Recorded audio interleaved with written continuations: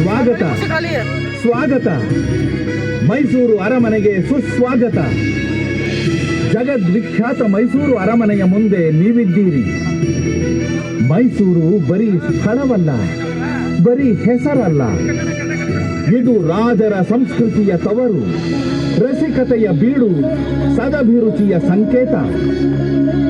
ಮೈಸೂರು ಅರಮನೆ ನಮ್ಮ ಇತಿಹಾಸದ ಭವ್ಯ ಪ್ರತಿನಿಧಿ. ನೀವೀಗ ನೋಡುತ್ತಿರುವುದು ಹೊಸ ಅರಮನೆ. ಮೈಸೂರು ರಾಜರ ಅರಮನೆಯ ಹಿಂದೆ 550 ವರ್ಷಗಳ ಸುದೀರ್ಘ ಇತಿಹಾಸವಿದೆ. ದೇವಿ ಚಾಮುಂಡಿ, ತಾಯಿ ಕಾವೇರಿಯೇ ಇದಕ್ಕೆ ಸಾಕ್ಷಿ. ಮಹಾಕಾಳಿ, ಲಕ್ಷ್ಮಿ, ಸರಸ್ವತಿ, ತ್ರಯಂಬಿಕೆಯ ತ್ರಿಪುರ ಸ್ವರೂಪಳಾದ ಶ್ರೀ ಚಾಮುಂಡಿ ನಮ್ಮ ನಂಬುಗೆಯ ದಿವ್ಯ ಪ್ರತಿನಿಧಿ. ಮೈಸೂರು ಇತಿಹಾಸದ ಆದಿ, ಮಧ್ಯ, ಅಂತ್ಯ ಎಲ್ಲವೂ ತಾಯಿ ಚಾಮುಂಡಿಯೇ.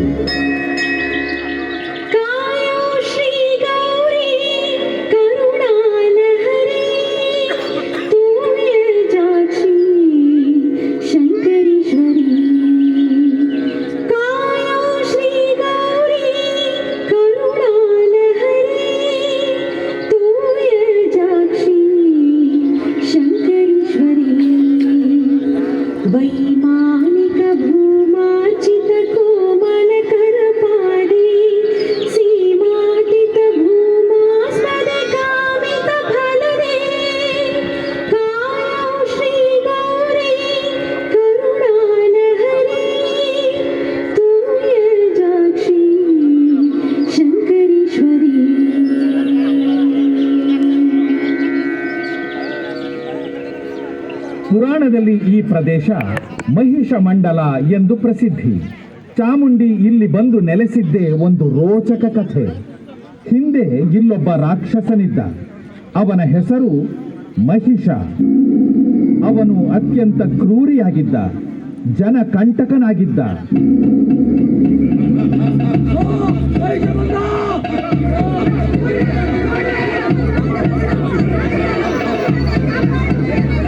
ಮಹಿಷನಿಗೆ ತಾನು ಅಮರನಾಗಬೇಕು ಎಂಬ ಆಸೆಯಾಯಿತು.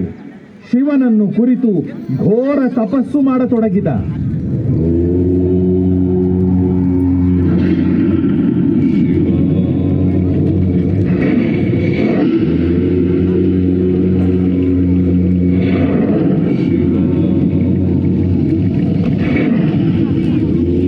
ಭಗವಂತ ಅವನ ಘೋರ ತಪಸ್ಸಿಗೆ ಮೆಚ್ಚಿ ಪ್ರತ್ಯಕ್ಷನಾದ.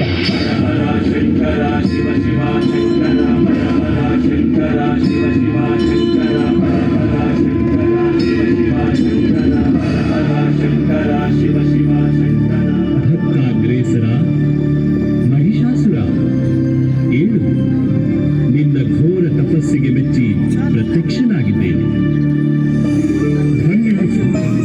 ಧನ್ಯೋಸ್ಮಿ ಕೈಲಾಸಪತೆ, ಧನ್ಯೋಸ್ಮಿ. ಏಳು ವತ್ಸ, ಏಳು. ಇಷ್ಟಾರ್ಥ ಸಿದ್ಧಿರಸ್ತು.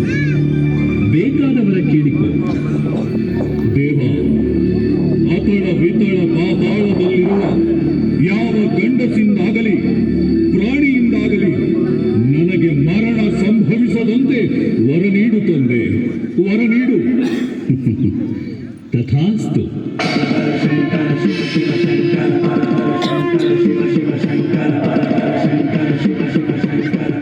ಮಹಿಷ ಇಲ್ಲಿಯವರೆಗೆ ಜನ ಕಂಟಕನಾಗಿದ್ದ, ಈಗ ದೈವ ಕಂಟಕನೂ ಆದ.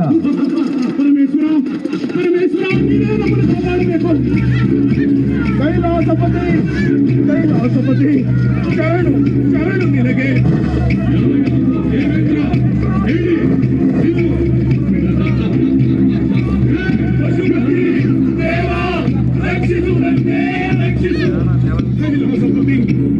ಈ ಮಹಿಷನ ಅಟ್ಟಹಾಸ ಆಕ್ರಮಣವನ್ನು ನಾವು ತಾಳಲಾರೆವು. ಕಾಪಾಡು, ನಮ್ಮನ್ನು ಕಾಪಾಡು. ನಾನು ಅಸಹಾಯಕ. ನಾನು ವರ ಕೊಡಬಲ್ಲೆನೇ ಹೊರತು ನಿಂದಕ್ಕೆ ಪಡೆಯಲಾರೆ.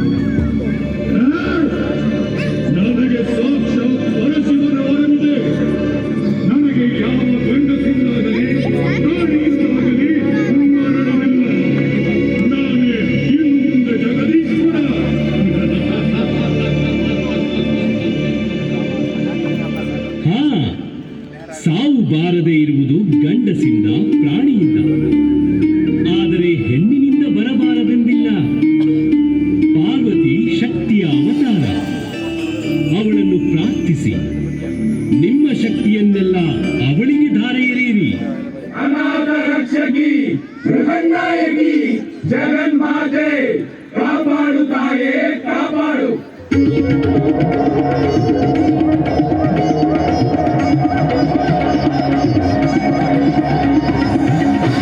ಸಮಸ್ತ ದೇವತೆಗಳು ನನ್ನನ್ನು ಪ್ರಾರ್ಥಿಸುವಂತಹ ಕಾರಣವಾದರೂ ಏನು? ಮಾತೆ, ರಕ್ಷಿಸು. ನಾವು ಮಹಿಷನ ಉಪಟಳವನ್ನು ತಡೆಯಲಾರೆವು. ದೇವಿ, ನೀನು ಶಕ್ತಿಯ ಅಪರಾವತಾರ. ನೀನು ಮಾತ್ರ ಮಹಿಷನನ್ನು ವಧಿಸಲು ಸಾಧ್ಯ. ಸ್ವಾಮಿ, ತಮ್ಮ ಚಿತ್ತ. ನಾನು ಚಾಮುಂಡಿಯ ರೂಪದಲ್ಲಿ ಮಹಿಷನನ್ನು ವಧಿಸುತ್ತೇನೆ.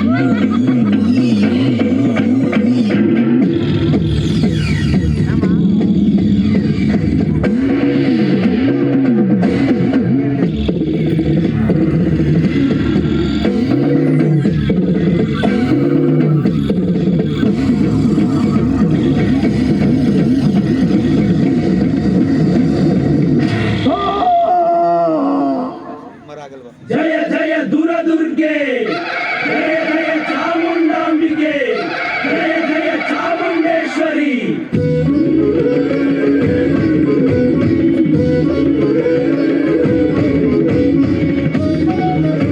ಚಾಮುಂಡೇಶ್ವರಿ ಮಹಿಷನನ್ನು ವಧಿಸಿದಳು.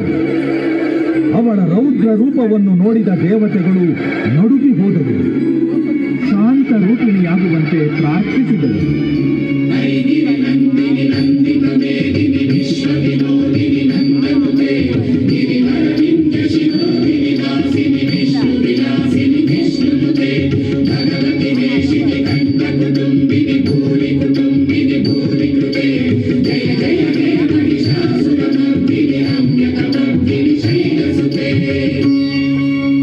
ಚಾಮುಂಡಿ ಪ್ರಾರ್ಥನೆಯಿಂದ ಸಂತುಷ್ಟಳಾದಳು.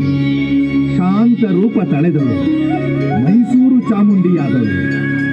ಬೆಟ್ಟದ ಮೇಲೆ ನೆಲೆಸಿದಳು. ಇದು ಪುರಾಣದ ಮಾತು. ಇತಿಹಾಸದ ಮಾತು ಬೇರೆ. 14ನೆಯ ಶತಮಾನ. ಆಗ ಈ ಪ್ರದೇಶದ ಹೆಸರು ಹದಿನಾಡು. ಇದರ ಅಧಿಪತಿ ಚಾಮರಾಜ. ಆತನ ಪಟ್ಟದರಸಿ ಚಿಕ್ಕದೇವರ ಸಮ್ಮಣ್ಣಿ. ಅವರಿಗೆ ಒಬ್ಬಳೇ ಮಗಳು ದೇವಾಜಮ್ಮಣ್ಣಿ. ಚಾಮರಾಜ ಅಕಾಲ ಮರಣಕ್ಕೆ ತುತ್ತಾದ. ಪಕ್ಕದ ಕಾರುಗಹಳ್ಳಿಯ ಮಾರನಾಯಕನ ಕಣ್ಣು ಹದಿನಾಡಿನ ಮೇಲೆ ಬಿತ್ತು. ಚಾಮರಾಜನ ಮಗಳು ದೇವಾಜಮ್ಮಣ್ಣಿಯನ್ನು ತನಗೇ ವಿವಾಹ ಮಾಡಿಕೊಡುವಂತೆ ಒತ್ತಡ ಹೇರತೊಡಗಿದ. ಮುಂದಿನ ಪೌರ್ಣಮಿಯೊಳಗೆ ರಾಜಕುಮಾರಿನ ಲಗ್ನ ಮಾಡಿಕೊಡ್ಬೇಕು. ಒಪ್ಕೊಳ್ದಿದ್ರೆ ಬಲವಂತವಾಗಿ ಹೊತ್ಕೊಂಡು ಹೋಯ್ತೀನಿ. ಮಗಳೇ, ಸಮಾಧಾನ ತಂದುಕೊ. ಚಾಮುಂಡಾಂಬೆ, ನೀನೇ ಗತಿ. ರಕ್ಷಣೆ ಇಲ್ಲದ ಅನಾಥರು ನಾವು. ಕಾಪಾಡು ತಾಯೇ, ಕಾಪಾಡು. ಹುಣ್ಣಿಮೆ ಸಮೀಪಿಸತೊಡಗಿತ್ತು. ಒಂದು ದಿನ ಸಂಜೆಯ ಸಮಯ. ತಂಗಾಳಿ ಬೀಸುವಂತೆ ಅಣ್ಣ ತಮ್ಮಂದಿರಿಬ್ಬರು ಮೈಸೂರಿನತ್ತ ಬಂದರು.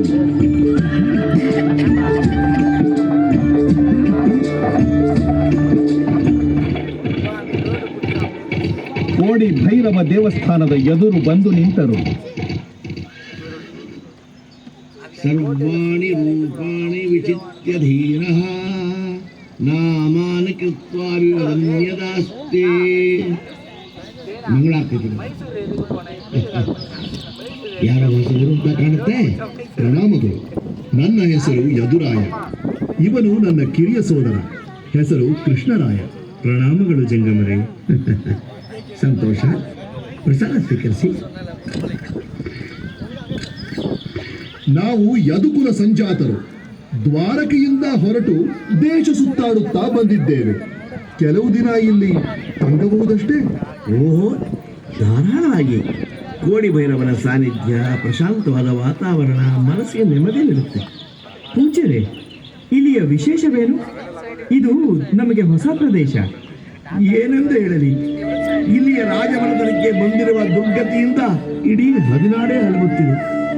ಜಂಗಮ ಭಂಡಾರಿ ಬಸಪ್ಪ ಒಡೆಯರ್ ಮಾರನಾಯಕನ ಉಪಟಳದ ಬಗ್ಗೆ ತಿಳಿಸಿದರು. ಯದುರಾಯ ಕೃಷ್ಣರಾಯ ಇದರ ಬಗ್ಗೆ ಯೋಚಿಸಿ ರಾಜಮಾತೆಯನ್ನು ರಕ್ಷಿಸಬೇಕು ಎಂದು ನಿರ್ಧರಿಸಿದರು.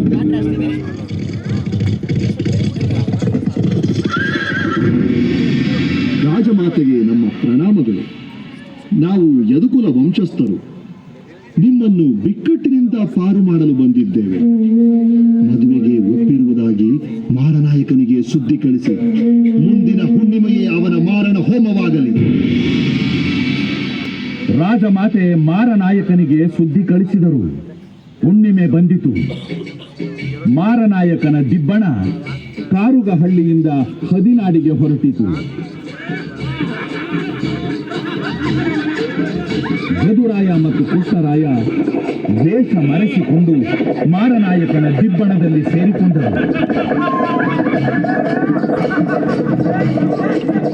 ಮಾರನಾಯಕ ತನ್ನದೇ ಆಮೋದ ಪ್ರಮೋದಗಳಲ್ಲಿ ಮೈಮರೆತಿದ್ದಾಗ ಹಠಾತ್ತನೆ ಯದುರಾಯ ಮತ್ತು ಕೃಷ್ಣರಾಯ ಅವನ ಮೇಲೆ ಎರಗಿದರು.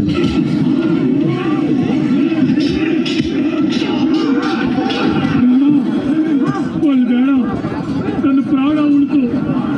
ಅಸಹಾಯಕ ಹೆಣ್ಣು ಮಕ್ಕಳನ್ನು ಪೀಡಿಸಿದ ನೀನು ಜೀವದಿಂದ ಇರಬಾರದು. ಸಾವೇ ನಿನಗೆ ಸರಿಯಾದ ಶಿಕ್ಷೆ. ಕೃಷ್ಣರಾಯ, ಕೂಡಲೇ ಕಾರುಗಹಳ್ಳಿಗೆ ಮುತ್ತಿಗೆ ಹಾಕಿ ಅದನ್ನು ವಶಪಡಿಸಿಕೋ. ನಾನು ಸನ್ನಿಧಾನದ ರಕ್ಷಣೆಗೆ ಹೋಗುತ್ತಿದ್ದೇನೆ. ರಾಜಮಾತೆ, ಕಂಟಕ ಕಳೆಯಿತು. ಇನ್ನು ನೀವು ಮತ್ತು ನಿಮ್ಮ ರಾಜ್ಯ ಸುರಕ್ಷಿತ. ನಾವು ನಿಮಗೆ ಹೇಗೆ ಕೃತಜ್ಞತೆ ಅರ್ಪಿಸಬೇಕೆಂಬುದೇ ತಿಳಿಯದು. ಇದು ನಮ್ಮ ಕರ್ತವ್ಯ ತಾಯಿ. ಇದರಲ್ಲಿ ಕೃತಜ್ಞತೆಯಲ್ಲಿ ಬಂತು. ನೀವು ದೊಡ್ಡ ಮನಸ್ಸು ಮಾಡಬೇಕು. ನಮ್ಮ ಮಗಳು ದೇವಾಜಮ್ಮನಿಯನ್ನು ವಿವಾಹವಾಗಿ ರಾಜ್ಯವನ್ನು ಸಂರಕ್ಷಿಸಬೇಕು. ನಿಮ್ಮ ಚಿತ್ತ ಹಾಗಿದ್ದರೆ ನನ್ನ ಅಭ್ಯಂತರವೇನೂ ಇಲ್ಲ. ವಿವಾಹದ ಸಿದ್ಧತೆಗಳು ಶೀಘ್ರವಾಗಿ ಪ್ರಾರಂಭವಾಗಲಿ.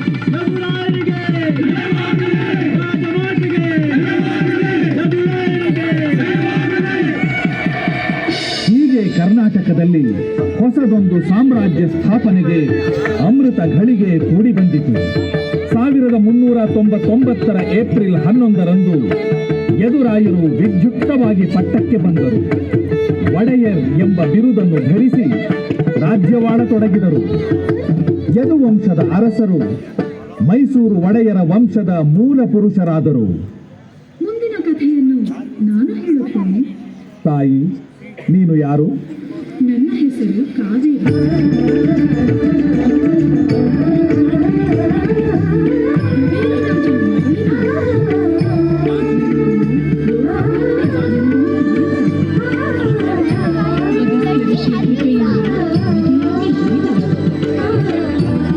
ಶ್ರೀರಂಗಪಟ್ಟಣ ನಾನು ಕಾಪಾಡಿಕೊಂಡು ಬಂದ ಪುಟ್ಟ ದ್ವೀಪ. ಅದರ ಎರಡೂ ಕಡೆಯಲ್ಲಿ ನನ್ನ ಹಡಗಿತು.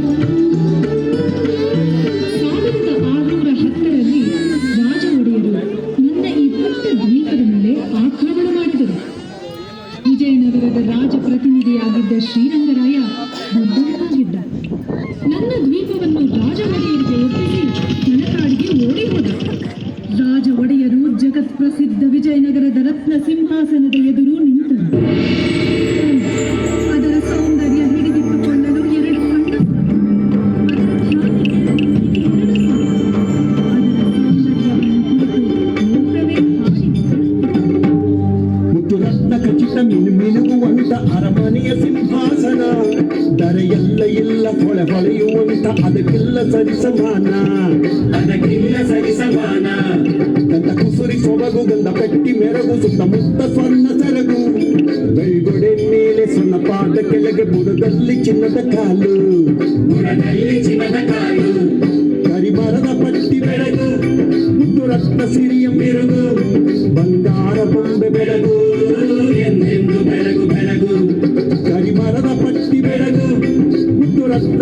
ಮಿರುಗು ಬಂಗಾರ ಬೊಂಬೆ ಬೆಳಗು ಎಂದೆಂದು ಬೆಳಗು ಬೆಳಗು ಮುತ್ತು ರತ್ನ ಖಚಿತ ಮಿನುಗುವಂತ ಅರಮನೆಯ ಸಿಂಹಾಸನ ಜನಮನದ ಆಸೆ ವೈಭವದ ಪರಿಷ ಲಾಂಛನದ ಸಿರಿಯ ವರಸೆ ಲಾಂಛನದ ಸಿರಿಯ ವರಸೆ. ರಾಜ ಒಡೆಯರು 1610 ಮಾರ್ಚ್ 23ರಂದು ಶ್ರೀರಂಗಪಟ್ಟಣಕ್ಕೆ ರಾಜಧಾನಿಯನ್ನು ಬದಲಾಯಿಸಿದರು. ಮಂತ್ರಿ ಮಹೋದಯ, ವಿಜಯನಗರದಷ್ಟೇ ಭವ್ಯವಾದ ಸಾಮ್ರಾಜ್ಯ ಕಟ್ಟಬೇಕೆಂಬುದು ನಮ್ಮ ಆಸೆ. ವಿಜಯನಗರ ಆಚರಿಸುತ್ತಿದ್ದ ಮಹಾನವಮಿಯ ಉತ್ಸವವನ್ನು ಅಷ್ಟೇ ವೈಭವದಿಂದ ಆಚರಿಸಬೇಕು. ಸಕಲ ಏರ್ಪಾಡುಗಳಾಗಲು. ಪ್ರಭು, ಏನು ಮಂತ್ರಿಗಳೇ? ಶ್ರೀರಂಗರಾಯರು ಮಹಾನವಮಿ ಉತ್ಸವ ಆಚರಿಸುವಾಗ ಅವರ ಪತ್ನಿ ಅಲಮೇಲಮ್ಮ ತಮ್ಮಲ್ಲಿದ್ದ ದೊಡ್ಡ ಮುತ್ತಿನ ಮೂಗುತಿಯನ್ನು, ಅಮೂಲ್ಯ ರತ್ನಾಭರಣಗಳನ್ನು ರಂಗನಾಯಕಿ ಅಮ್ಮನವರ ಅಲಂಕಾರಕ್ಕೆಂದು ಕಳಿಸುತ್ತಿದ್ದರು. ಅಲಮೇಲಮ್ಮ ತಮ್ಮ ಪತಿಯ ಜೊತೆ ಓಡಿ ಹೋಗುವಾಗ ತಮ್ಮ ಆಭರಣಗಳನ್ನು ತೆಗೆದುಕೊಂಡು ಹೋಗಿದ್ದಾರೆ. ಅವರಿಗೆ ಕಳಿಸಿಕೊಡಬೇಕೆಂದು ಅವರಿಗೆ ಹೇಳಿ ಕಳಿಸಿದ್ದು.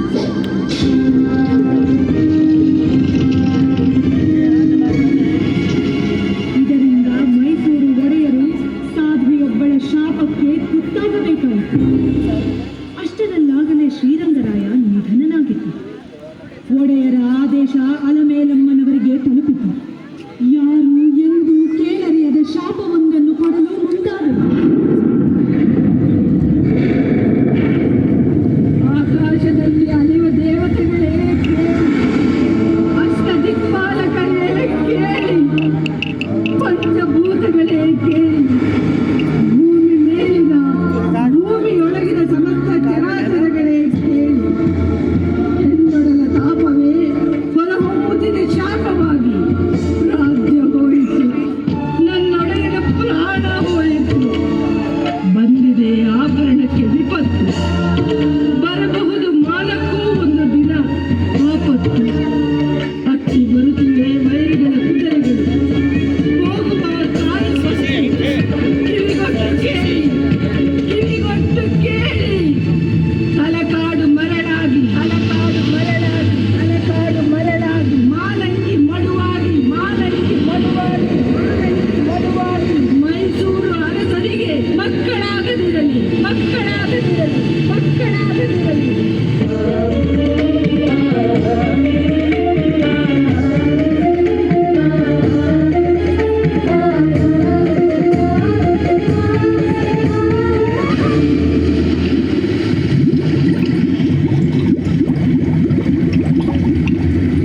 ಶಾಪ, ಶಾಪ, ತಲಕಾಡಿಗೆ ಶಾಪ, ಮಾಲಂಗಿಗೆ ಶಾಪ, ಮೈಸೂರು ಅರಸರಿಗೆ ಶಾಪ, ಅಲಮೇಲಮ್ಮನ ಶಾಪ.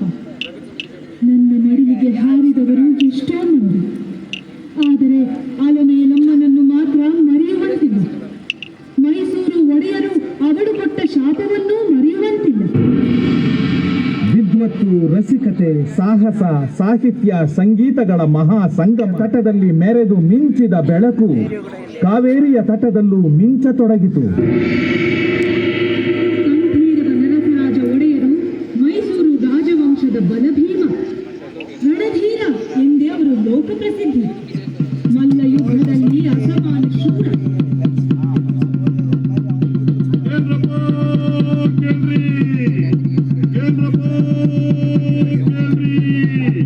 ಪಕ್ಕದ ರಾಜ್ಯ ತಿರುಚನಾಪಳ್ಳಿಯಲ್ಲಿ ಒಬ್ಬ ಜಗಜೆಟ್ಟಿ ಅವನೇ. ಅವನನ್ನು ಯಾರು ಇಲ್ಲಿಯವರೆಗೂ ಸೋಲಿಸುವರಿಲ್ಲ. ಅವನು ತನ್ನ ಚಲನವನ್ನು ನಗರದ ದಿಡ್ಡಿ ಬಾಗಿಲಿಗೆ ನೇತಾಕವನೇ. ಯಾರಾದ್ರೂ ಸವಾಲು ಹಾಕೋರಿದ್ರೆ ಚಲನವನ್ನು ಕಿತ್ತೆಸೆದು ಮಲ್ಲ ಯುದ್ಧ ಮಾಡಬಹುದು. ಕೇಳ್ರಪ್ಪ, ಕೇಳ್ರಿ, ಕೇಳ್ರಪ್ಪ, ಕೇಳ್ರಿ. ಆ ಡಂಗುರ ಕೇಳಿ ರಣಧೀರನ ದೇಹದ ಸ್ನಾಯುಗಳು ಉರಿಗೊಂಡವು. ಅವನು ವೇಷ ಮರೆಸಿಕೊಂಡು ತಿರುಚನಾಪಳ್ಳಿಗೆ ಹೋದ. ದಿಟ್ಟಿ ಬಾಗಿಲಿಗೆ ಕಟ್ಟಿದ ಚಡ್ಡಿ ಕಿತ್ತೆಸೆದು ಚಡ್ಡಿಯೊಡನೆ ಸೆಳೆದಿತ್ತು.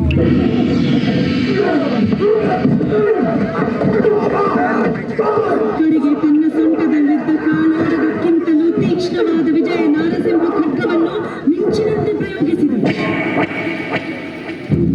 ಏನಾಶ್ಚರ್ಯ!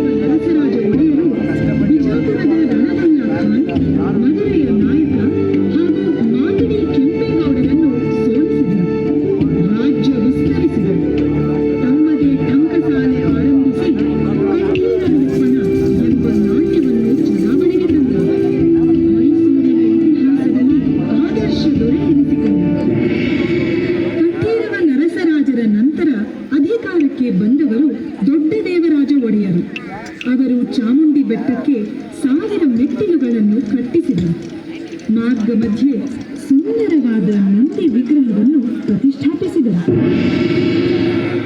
ಆನಂತರ ಬಂದ ಚಿಕ್ಕದೇವರಾಜ ಒಡೆಯರು ಮೈಸೂರಿನ ಇತಿಹಾಸದ ಸುವರ್ಣ ಯುಗದ ಹರಿಕಾರರಾದರು.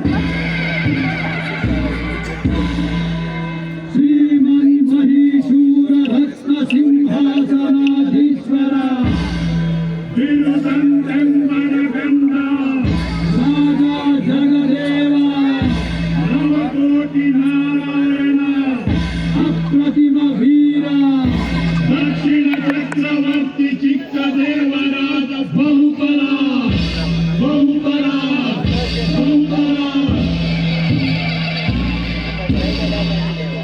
ಚಿಕ್ಕದೇವರಾಜ ಒಡೆಯರು ಮದುವೆಯ ನಾಯಕ, ತಿರುಚಿನಾಪಳ್ಳಿಯ ರಾಜ ಮತ್ತು ಮರಾಠರನ್ನು ಸೋಲಿಸಿದ ಧೀರ. ದಿಲ್ಲಿಯ ಮೊಘಲ್ ಚಕ್ರವರ್ತಿ ಔರಂಗಜೇಬನ ಸ್ನೇಹಕ್ಕೆ ಪಾತ್ರರಾಗಿ ಅವರಿಂದ ರಾಜ ಜಗದೇವ, ಮಹಾರಾಜ ಚಿಕ್ಕದೇವರಾಯ ಮೊಹಮ್ಮದ್ ಶಾಹಿ ಎಂಬ ಬಿರುದನ್ನು ಪಡೆದರು. ಆಡಳಿತ ಸುಧಾರಣೆ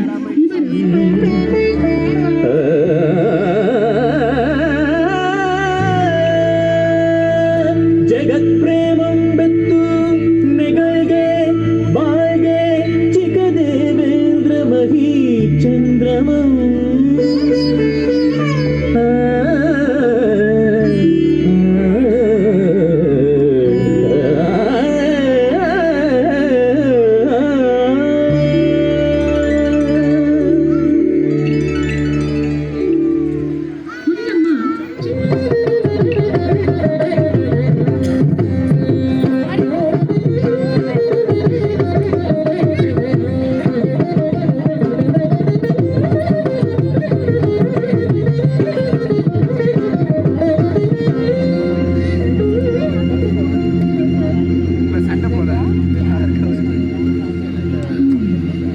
ಯಾಕೆ ತಾಯಿ ಮೌನವಾದೆ? ಮುಂದುವರೆಸು. ನಿನಗೆ ಹಿಂದಿನ ವಿಷಯ